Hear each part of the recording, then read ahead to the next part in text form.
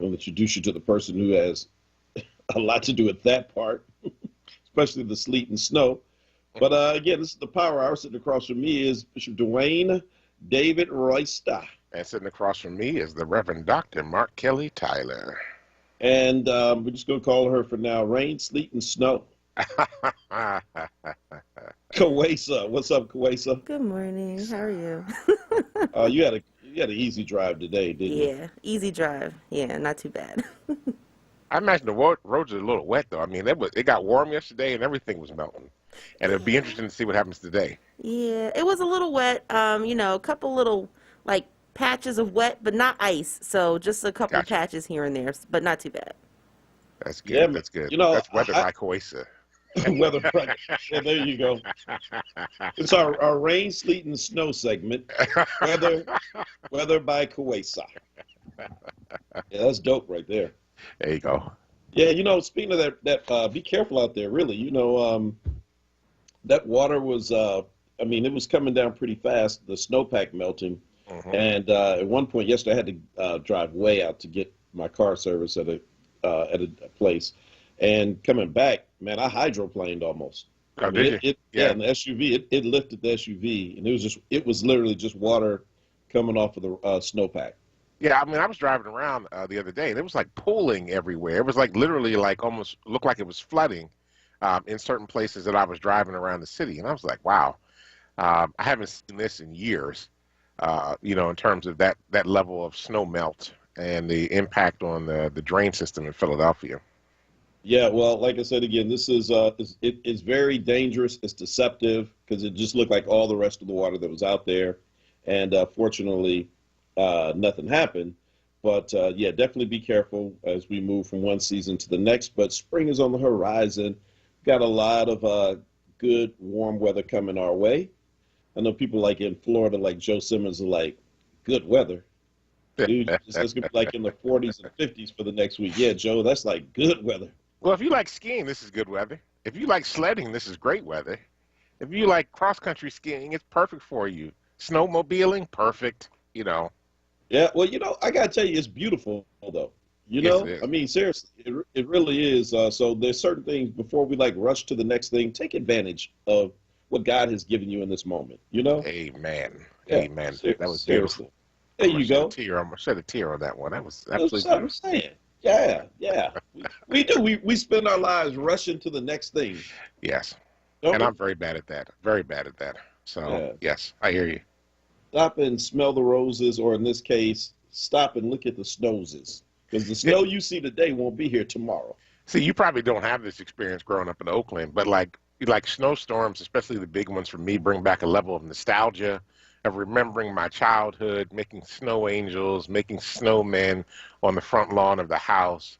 And, my mom, after we come in soaking wet, has grilled cheese sandwiches and chicken noodle soup for us when we get into the house.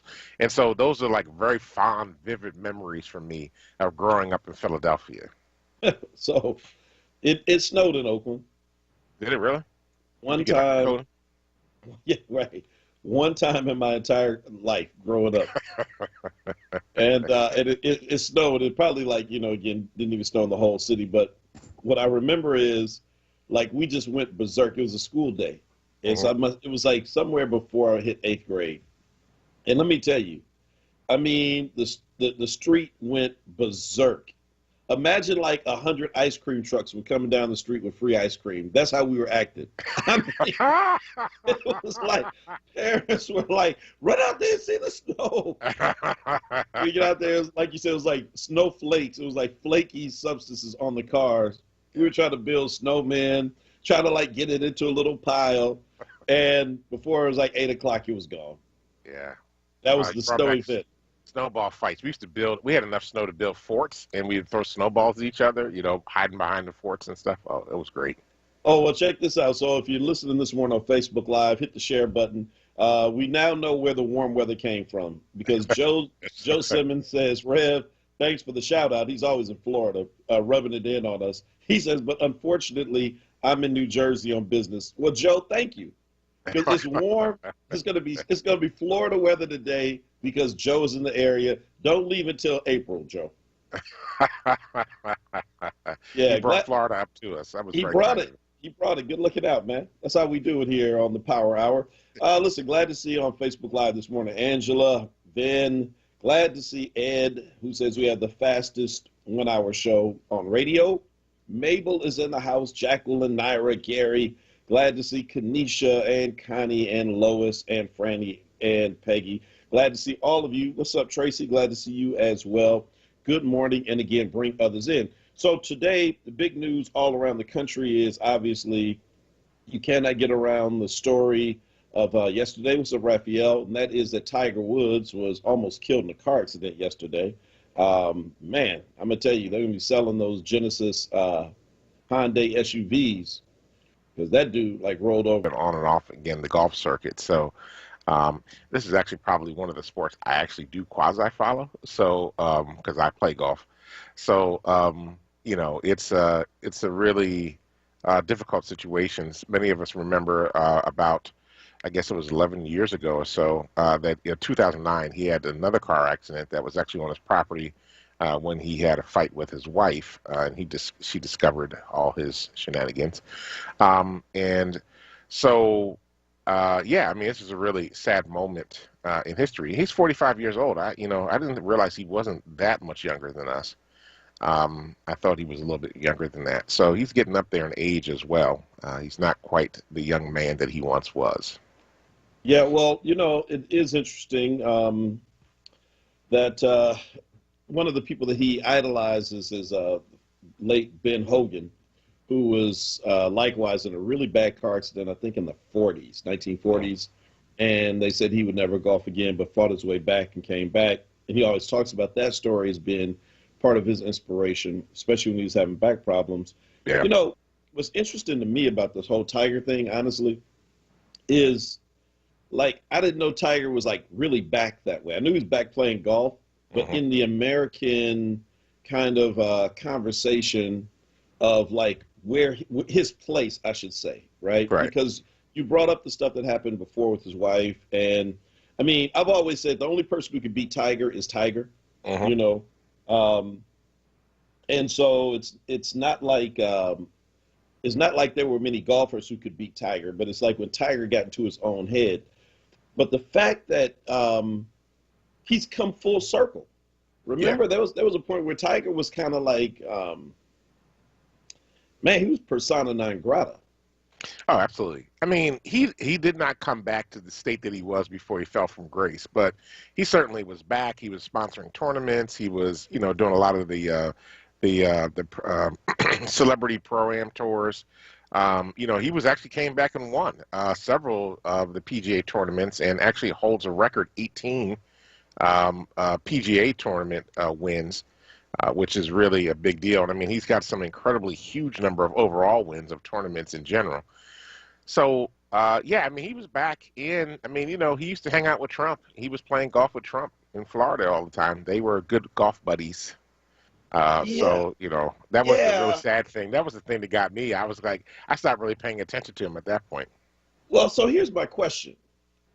So Tiger can go from beloved hero to reviled villain back to beloved hero. Is R. Kelly ever going to come back? No. And, I mean, there's a difference, though. There's a difference between the two of them, right? I mean, that's not even, you can't even compare. Those are like comparing apples and oranges, man. Tiger cheated on his wife. Yes, he did. Okay. Tiger did not claim to be black. He was Caucasian and, trying to put all those pieces together to try to, create a new race, right? Tiger was hanging out with Trump. Okay. R. Kelly was enslaving women. Okay. They're not comparable. They're just not comparable, right? R. Kelly had women doing all kinds of crazy stuff. No. There's no comparison between the two. Absolutely no comparison between the two. And I'm sorry, anybody out there that's playing R. Kelly music, I don't know, I was listening to somebody the other day, and they were playing R. Kelly music, and it was a woman. And I'm like, are you serious? I can't believe you're playing this guy's music, right? Have you ever heard, so obviously you were never an R. Kelly music fan, if you're saying that. No, not really. I mean, that's what I figured. It's all right, but, it's like... No, that's what I figured. That's what I figured. The way you just said that, you told me everything I need to know. So I'm just telling you, Dude, you weren't an R. Kelly music fan, so I dude, get why it's so easy they to like did a just. series on him, right? They did a series on him I'm not talking about because of his, oh, I can't even call it shenanigans, right? It was just evil. It was just straight evil. He got young girls brainwashed, turning on their families. They're like robots. Come on, man. You know, this is not good. This is not good at all. What I'm saying is that Tiger equally, though you're right, absolutely, that the two, the acts were nowhere near the same. That Tiger did go through a moment where he was absolutely reviled. Nobody would touch Tiger. You remember those days? I remember those days, but Tiger worked his way back. He redeemed himself. He got into a long-term relationship with the skier. I forgot what her name is. You know, he really he poured a lot into the community and stuff like that. He worked with children. It was helpful. Nobody wants R. Kelly working with anybody's kids, especially their daughters. Come on, man. That's, you can't compare those two. I don't even know how you could possibly put R. Kelly and Tiger Woods in the same sentence. You know, Tiger Woods went through a redemptive process. R. Kelly could have started a redemptive process right there with Gayle King. Mama Gayle could have helped him through his moment, and instead he throws a temper tantrum and walks off the set while she sits there and looks at him like, little boy, sit your behind back down and finish the conversation. Come on, man.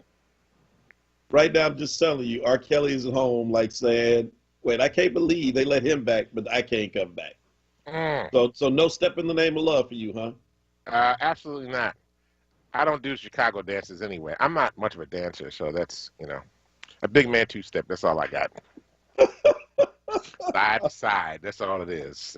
Asa Khalif said, he said he did have hits, though.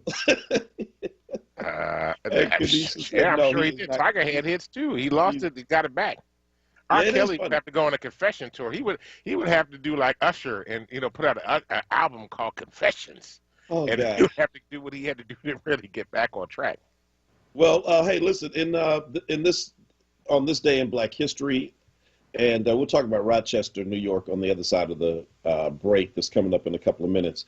But on this day in Black History, Cherry Hill, New Jersey makes history by making Black history as a subject mandatory for parts of their district. I would imagine it's going to trickle all the way down eventually. But if you know anything about the history of Cherry Hill, I mean, that's a very big deal, right? Because Cherry Hill was pretty much started up when Camden was flourishing up until the late 60s, early 70s, before all of white flight and, you know, black flight, for that matter. Anybody who could get out, people were like trying to bail from the city of Camden as jobs closed up, but the factories closing. But Cherry Hill was kind of like a town that was set up for white folk basically to get out of Camden.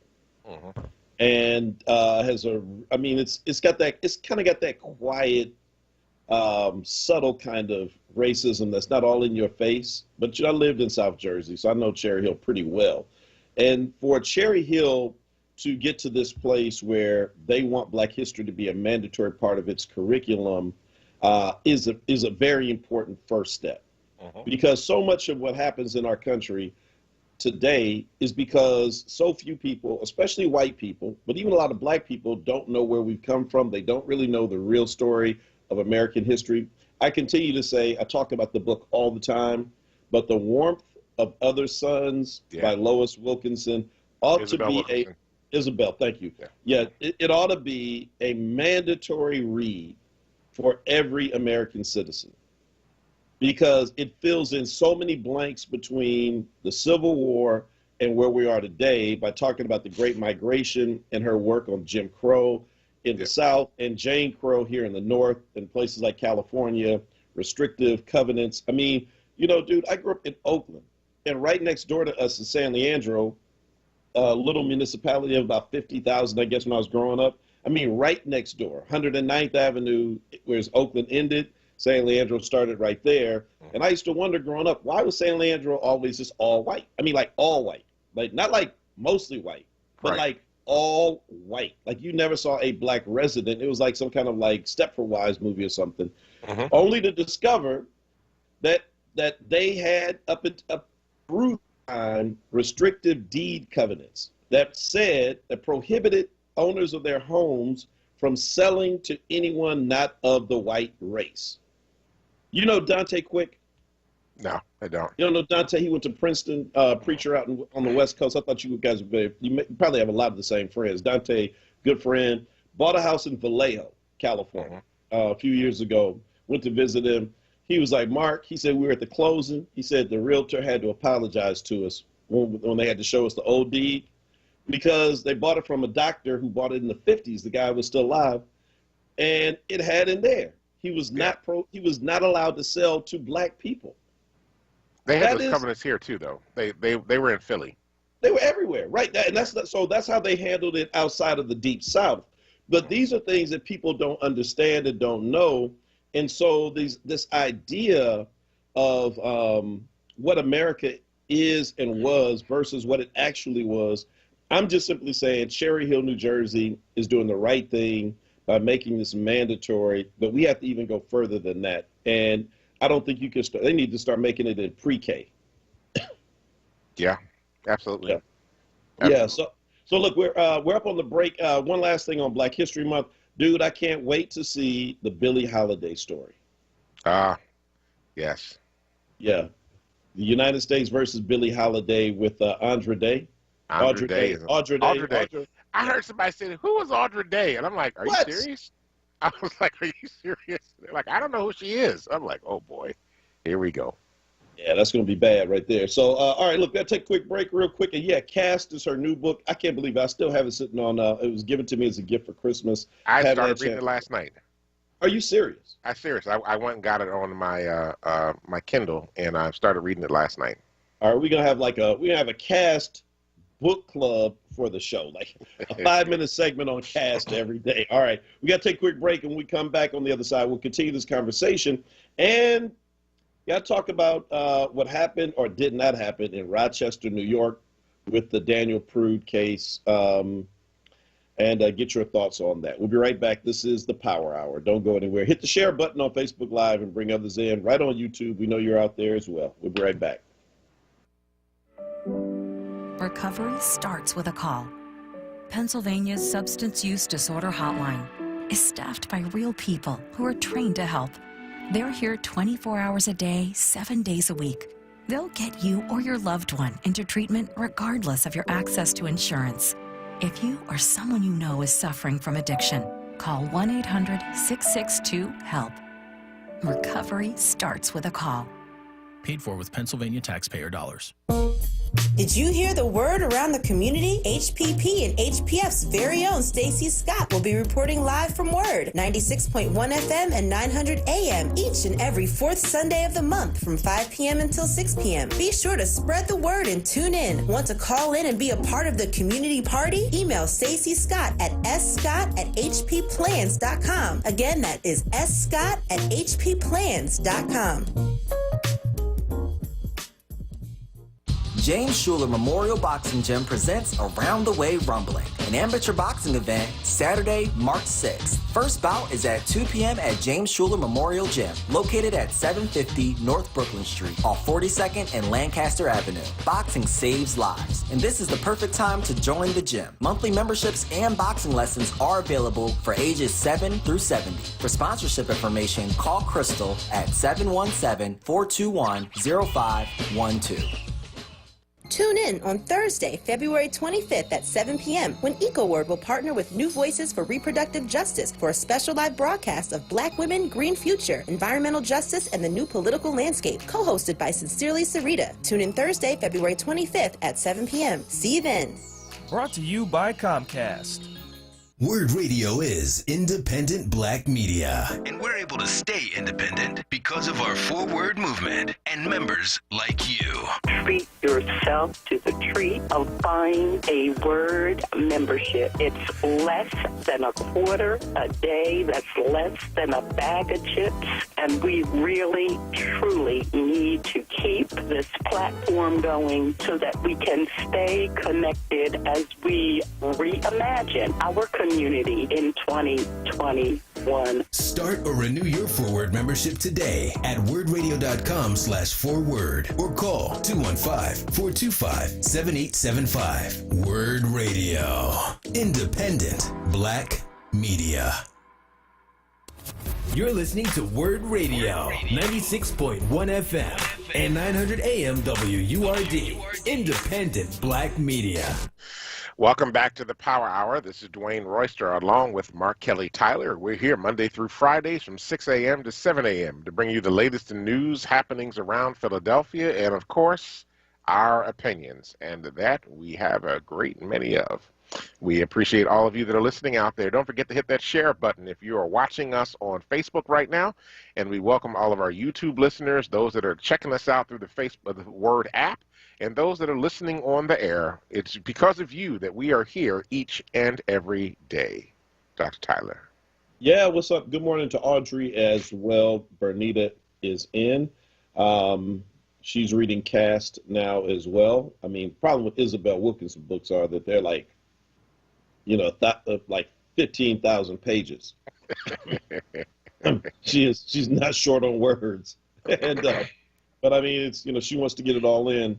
So, but glad to see all of you all who are coming in this morning. Kent, I think I said, and Craig, Kathleen, glad to see all of you all. What's up, Gail?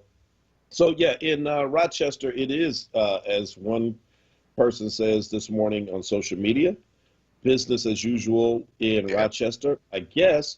But it's also not quite as usual. Good morning, Tawanda. Glad to see you. So here's what's different about what did not happen.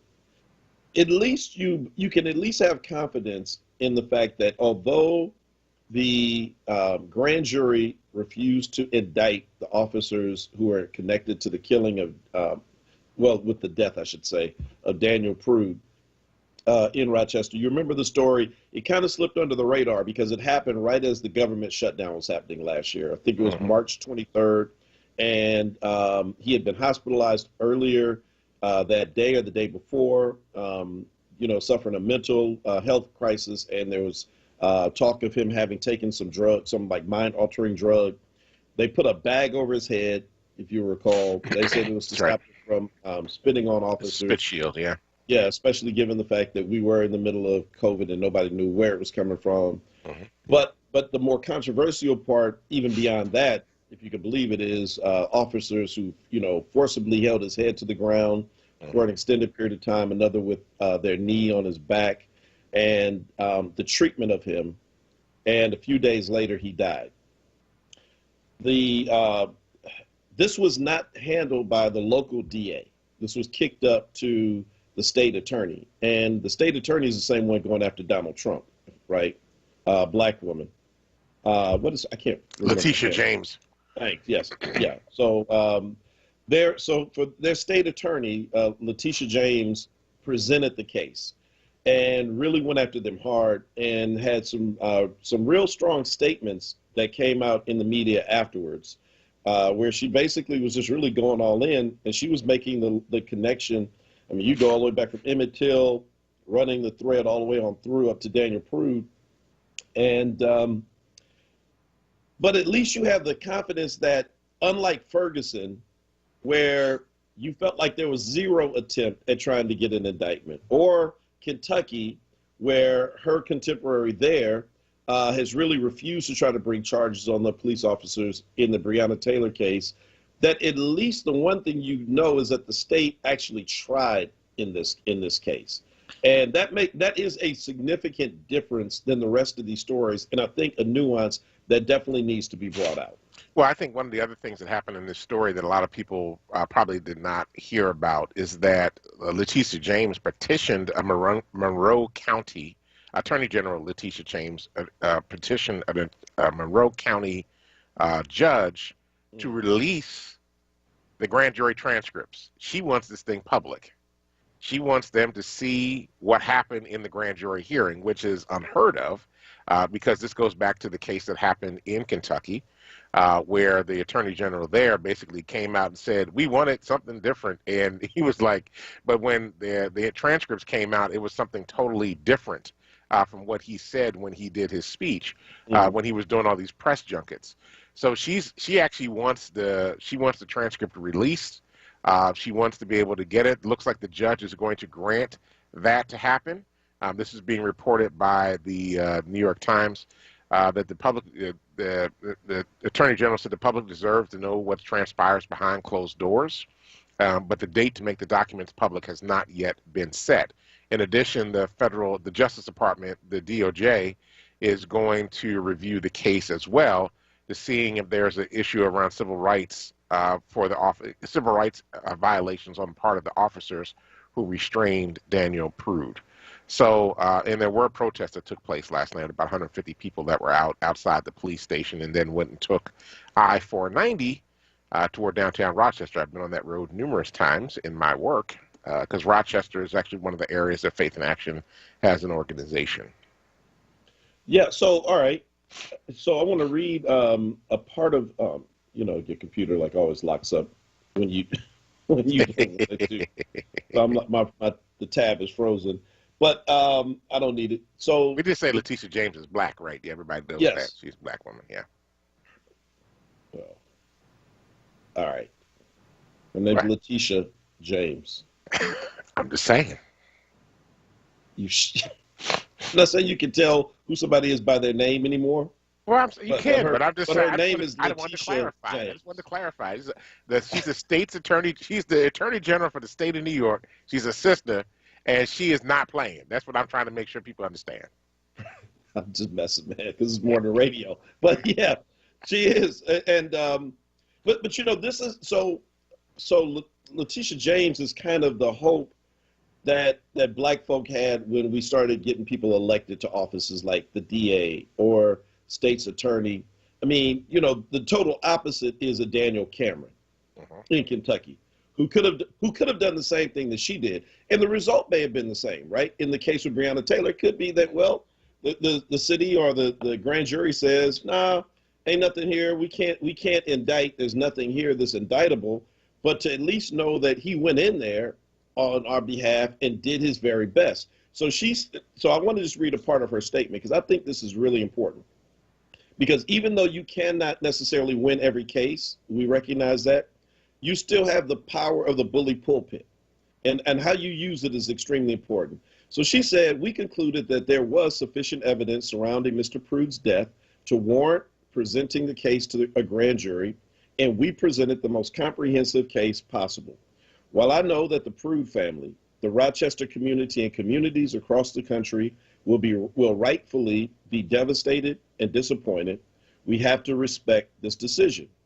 The current laws on deadly force have created a system that utterly and abjectly failed Mr. Prude and so many others before him. Serious reform is needed, not only at the Rochester Police Department, but to our criminal justice system as a whole. That is the state attorney for the state of New York talking. Right. And that's not something that you hear. What you typically see, Daniel Cameron is going through the established playbook. And that's why people, I'm certain, hate her up there, especially those who defend law enforcement under all circumstances. Right. That it doesn't even matter. You kill somebody, you're still going to get that support. But at the very minimum, that's what you can do, is to at least put it on the table that there is something wrong with this system, right, and the system needs to be addressed. This is bigger than Rochester, bigger than Daniel Prude. Absolutely. I would totally agree with that. And the Reverend Sharice Tucker just pointed out that she's also a Howard Law grad. Just want to make note of that as well. So you already know, HBC, and she's probably in a sorority, a black sorority. Probably. We'll know that in a second. Somebody's going to post it in a second. I'm just saying, she's probably in the Divine Nine. All we got to do is go find her Facebook page and see what color she's wearing. We'll know. Yeah. Go to the day of her inauguration and see what she's wearing. And like you said, again, that'll tell it all. But I just appreciate her effort. And you cannot win every case. We get that. But you can fight for every case like you want to win it. And I think that's all. Look. Well, I think that's part of the reason why she wants to release the transcripts too, right? That she wants to see that, yeah. But I mean, but isn't that all we're asking for? We want what everybody else gets. I mean, so if the person who died had been a law enforcement officer, then you know that the state's attorney would have done everything they could to bring a case. And that's just kind of the understanding. And yet the community, especially the black community, does not always get the same benefit of the doubt. And so for her to approach this in that manner, I just want to continue to underscore that is incredibly important. And while it may not seem like much, and it may be frustrating because we didn't get the outcome that we wanted, you know, this is how you start moving in that direction. So I think one of the challenges that's here as well, and we need to talk about this at some point, is black folk on juries, because we need to be on the grand juries as well. Now, being on a grand jury is a long-term commitment that lasts for quite a while. You have to go at least one day a week for stuff like that. But I mean, if we're in those spaces, then we get to influence what happens in those spaces. And if we're not there, then that's part of the problem. Yeah, and I hate jury duty, but you know what? You're right. I mean, who doesn't? Who's, you know, if you're busy and you're, you know, where you can't take your cell phone, you're out of commission for like days on end, it becomes like very difficult to do. But you're absolutely right that it is a part of our responsibility. And, you know, you got to be registered to vote. Yep. So you got to have that part too. But you're absolutely right that, you know, that we have to do our part. We got to step up and do more. So one other thing in talking about law enforcement, so I don't see her on this morning. Or maybe Rochelle is on this morning, but our sheriff is in the paper this morning. When she came in to office last year, she came in cleaning house and she's been sued now by 3 former employees. Who are, it's front page news today in the Inquirer. So, you know, you don't know what's going to happen with this because you can sue anybody for anything. So that's going to be working its way through the trials. I certainly am hoping for the best for her because I don't think that's how she rolls, not in my experiences. And, but yeah, so they're suing for wrongful termination. They're suing under the Whistleblower Act, that they were fired because they brought certain things to the attention of the public. But again, that will begin working its way through the courts now since those charges have been filed. And so we will see what happens there. And there's Rochelle, just like right there. Bam. Good morning, Rochelle. And so we'll see what happens. But that's what courts are for. And again, like I said, you know, when you talk about former employees, you just never know. Having the benefit of knowing her, so of course my comments are certainly biased. So you take it with a grain of salt because I always hope for the best for folk that I know who really work for the people. And but that is certainly for a court to decide. But it's incumbent on us to report all of those kind of stories. Bernita loves jury duty, just not in the winter. That's the time to do it, Bernita, when the weather sucks. You know, you have jury duty when it's like 80 degrees outside and it's sunny. And you're trying to go on vacation. looking at the other kids outside playing. Yeah. I got you. Cool. Yeah. So, brother. Yes, sir. We're coming up on the break. And speaking of law enforcement, did you catch any of the hearing yesterday? Because it was all about the police response or lack of response to the Capitol insurrection. I did not, because I was in back-to-back meetings all day yesterday, from early in the morning until late last night. Whew, man. So I peeked in and saw some of it and went back and looked at some of the tape this morning. It was you know, so much of this, sadly, and you have to laugh to keep from crying, it really keeps coming back to Donald Trump. And whether or not he gave an order or not, certainly by his 4th year, people understood the kind of culture he wanted. And I always go back to the interview that was released by Bob Woodward on COVID-19. You remember what Donald Trump said about COVID-19 and why he did not want to go into full panic mode. and really begin to like marshal the forces that the country needed to prevent massive death and massive shutdowns was, in his own words, you know, I always wanted to downplay it, Bob. Remember? And so a part of this is certainly, I think he wanted the mob there because the mob was on his side. Right. And I certainly believe that he wanted the mob to be successful in stopping the recounting of the votes. Absolutely. And possibly give him another 4 years. But even if that's not the case, there is also, though, within the culture of the 4 years of his presidency, there was an attitude that he doesn't want to overplay this thing, right? So you don't want to overreact. I mean, so it's fine on the one hand to overreact with black folk who come last summer, because if they had the same kind of police presence from last summer they had that presence on January the 6th, those crazy insurrectionists would have never tried to storm the Capitol. Absolutely. Because they were locked and loaded, because that fit the image that he wanted, right? Is that when it's black protesters, you want to project strength. When it's white protesters coming on your side, you want to kind of like downplay it and just kind of like, you know, regardless of the insurrection that was being planned or not. And so you really get the sense that that was a part of what was going on. But beyond that, they talked at great lengths about the fact that, at least for some of these people, they came in ready. They brought climbing gear. They were like, the guy said, who brings climbing gear to a protest? You don't. You and I have been to 1,000 protests. Absolutely. Have you ever seen somebody with climbing gear? Absolutely not. Asa Khalif, people have climbed the Rizzo statue. They didn't have climbing gear. They just jumped on somebody's shoulders. It was spontaneous. It was not coordinated and planned. Look, it's 6:41. We got to take a quick break. We're over time.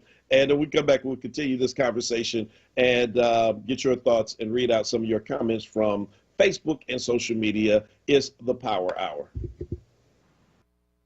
This Word Wellness Vignette is brought to you by Premium Nutrition Meals. Word Radio presents the following wellness tip to support our listeners with mindfulness and motivation as we continue to navigate the pandemic together. Hi, this is Helana, your resident health and wellness coach, with tips to help you stay well. Today we're going to talk about green living made easy. So what exactly is green living? It simply means we consider the environment in the way we use, reuse, and recycle every day. When we monitor the waste we create in our homes, we can have a positive impact on the environment, both locally and globally. Green living can look like this. Number 1. Wash and reuse your glass bottles and jars from the grocery store. Number 2. Recycle your paper products, boxes, and plastic. Number 3. Make your own cleaning products to reduce chemical pollution inside your home. Green living is something we can all do to support our overall health, personally and in our communities. Go ahead and try it today. Stay well with Word. Happy living. Stay well with Word. Connect with us at wordradio.com. This Word Wellness Vignette was brought to you by Premium Nutrition Meals. America's kids are returning to class, in school and at home. And this year, learning is especially tough on students who already struggle with poverty, emotional trauma, and other barriers. That's where our organization, Communities in Schools, can help. For years, we've had caring adults inside schools, helping these students stay in school. And now, we are taking our work beyond the school walls, tutoring, mentoring, and counseling students, providing resources for at-home learning, delivering meals, providing household supplies, connecting kids with online classrooms, and using technology to maintain the one-on-one relationships we know can transform the lives of students and their families. We are doing whatever it takes to make sure all kids have the opportunity to learn and succeed. Communities in Schools, going wherever we are needed to help those students who are most in need thrive. To see how you can help kids succeed, visit communitiesinschools.org. That's communitiesinschools.org.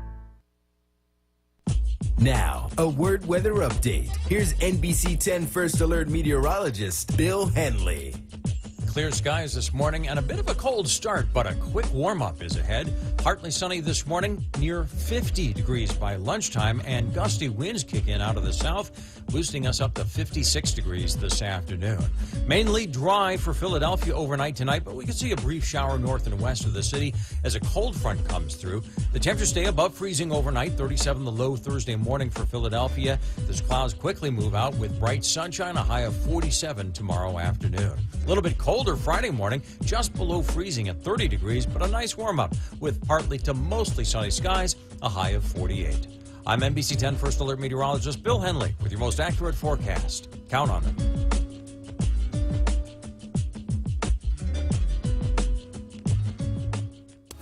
You're listening to WURD Radio, 96.1 FM and 900 AM WURD, independent black media. Welcome back to the Power Hour. This is Dwayne Royster along with Mark Kelly Tyler.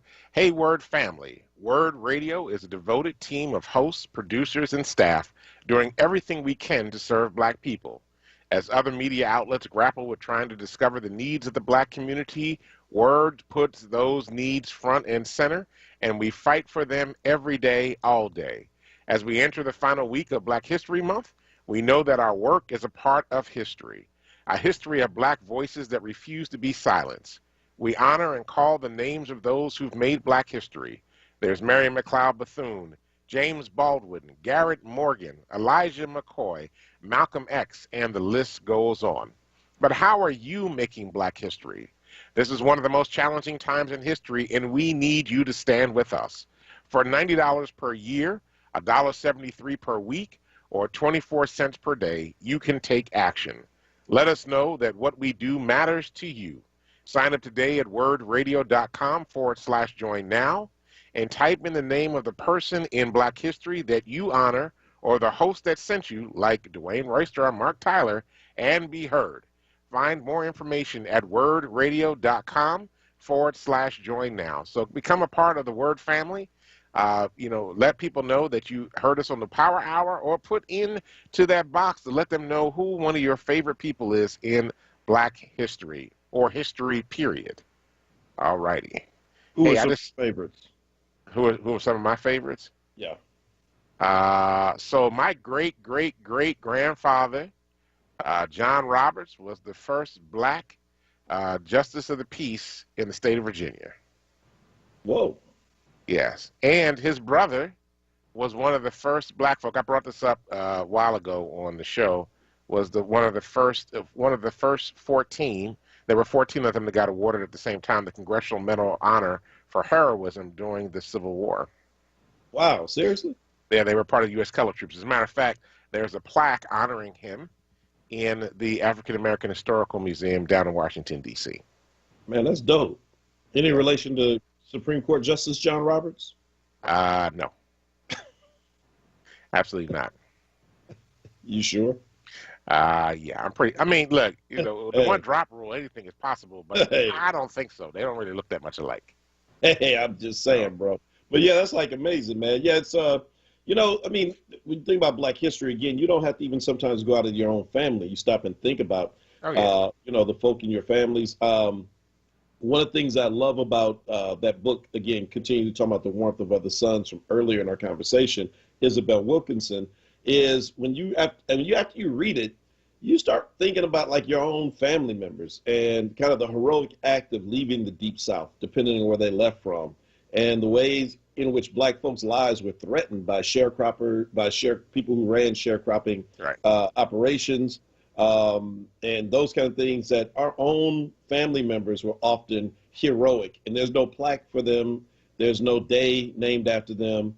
But the very fact that they decided to just kind of buck the system and leave for the North, for the Midwest, for California and Seattle and places like that, makes them heroic. So yeah, so shout out to all of those pioneers. Certainly appreciate them. Yeah, man. So I'm looking on, we're talking about grand juries and talking about what happened at the Capitol yesterday. Naomi, I saw that. Lee Park, Washington, a good friend of ours, actually posted something, a historical piece on jury nullification, and looks like a good read for people. And Danessa posted that she is actually currently serving or served on a grand jury, and there are no black men on the grand jury. It's a federal grand jury, and yet many of the people who are coming before them as people to be tried are black and Latino. Mm-hmm. Yep, that's the way it works. Keep us off the jury. That's why I'm saying we have to make sure that we are actually serving on these juries. When it comes up, we can't avoid it. We can't say, I don't want to go. We actually need to be there, because here's the thing. We talked about this before. There's the police. There's the DA. There are the judges. But then the other part of the criminal justice system is the jury. Mm-hmm. And the jury makes the determination in criminal cases, most criminal cases. Some cases just go directly to a judge. But in those cases that have juries, whoever is sitting on the jury makes the decision about guilt or innocence. If black folk aren't on the jury, and here's the thing about it, right? There were fights, legal battles about the fact that district attorneys across the country for decades were doing everything that they could to keep all white juries in place, especially when they were trying black and brown, criminals, or people they perceived to be criminals. And, and there were a lot of fights taken in the fact that you had to be judged by a jury of your peers, right? I saw Kira Bradford Gray was on here earlier, and I'm sure the other lawyers that are out there listening as well. There were laws and legal lawsuits that were brought about the fact that there was not black and brown folk on these juries, right? So we fought to do this. Now we got to participate. We got to participate at the grand jury level. We have to be able to participate at the all the different levels where juries are required, because our presence in those courtrooms, in those jury rooms, when they're making those decisions, not only understanding the law, but also understanding the mindset of the persons that are being charged and potentially convicted of laws, helps the group understand more fully what's going on. Your experience when you go into that jury box is just as important as what you're hearing in that room. So, I think that's important. Well, this is, let's bring it all the way back to the Capitol riot.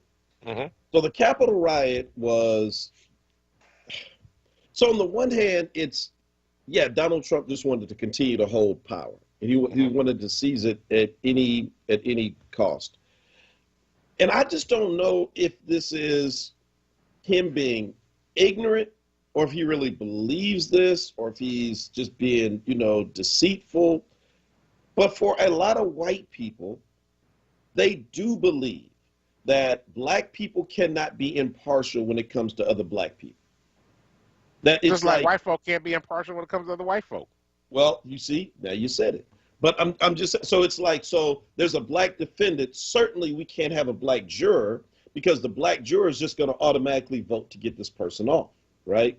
And so they work overtime to strike black jurors, but never hold that same belief that white men in particular, can be objective. I can't stand that word, because there really is no such thing. We talk about human beings looking at other human beings. There is no way to be objective. Everybody is subjective. But so they have the ability to be rational, to separate themselves from the case and weigh the things based on the facts. But no one else can do that, right? They can't do that. Nobody can do that. I'm telling you, I agree with you. That's my point. Mm-hmm. And so then you take that out of the courtroom and you put that into the election. And so, yes, it's easy then for white folk who are predisposed to think that way, that of course in Philadelphia, black vote counters cheated, because there's no way you're going to be honest. There's no way you're not going to do whatever you can to get Joe Biden and Kamala Harris in. That's why black vote counters in Atlanta cheated, or in Detroit cheated, according to them. And yet, every time we've actually had a verified case of someone cheating in the last election, they were trying to cheat for Donald Trump. Absolutely. Every time. White dude up in Pennsylvania. Yeah, that's what I'm saying, right? Include lawyers. What was the lawyer that was in Florida that said to people in, South Carolina, Georgia, told them how to go? It was Georgia, because he was trying to do it for the Senate election. Yeah. Was telling them how to get a Georgia address while they still lived in Florida, so they could vote in the Senate election, right? Right, and, right. and then had the audacity. Wait a minute, watch this is deep though. Had the audacity to make videos about it and post them on YouTube. Yes, yes. That's some stupid stuff. Yeah, but I'm just saying, look, we have big, so if you're in a city like Philly, you talk about jury duty, if you're also the victim of crimes, then of course you have the ability to be partial. If the victim is black and the perpetrator who's accused is black, it's just ridiculous. It's ridiculous that we all have the ability to be impartial. We all have the ability to be a little bit too partial. That's what you ought to be looking for when trying to sit a jury, not necessarily just, ruling someone out because they're male, because they're female, because they're black, because they're Latino, because they're queer, because they're straight, because of whatever, because everybody is prone to go in either one of those two directions. And you need to be looking for temperament, not necessarily, what a person is on the outside. Absolutely. Well, that's all we got for today. This has been a very enlightening and intriguing show today. Deeply appreciate you, Dr. Tyler, for everything you do. Thank you, Kawisa, for holding down the boards each and every day and giving us our daily updated street and weather report. We appreciate that as well. Thank you to everybody that's listening to us on the air, on the app, through YouTube or Facebook. We appreciate you checking in and being a part of this conversation with us each and every day. Stay tuned for Wake Up with Word with Solomon Jones. And we'll be back on tomorrow. Listen, family, do us a favor. Go out, change the damn world, because if you don't, nobody else will. Peace.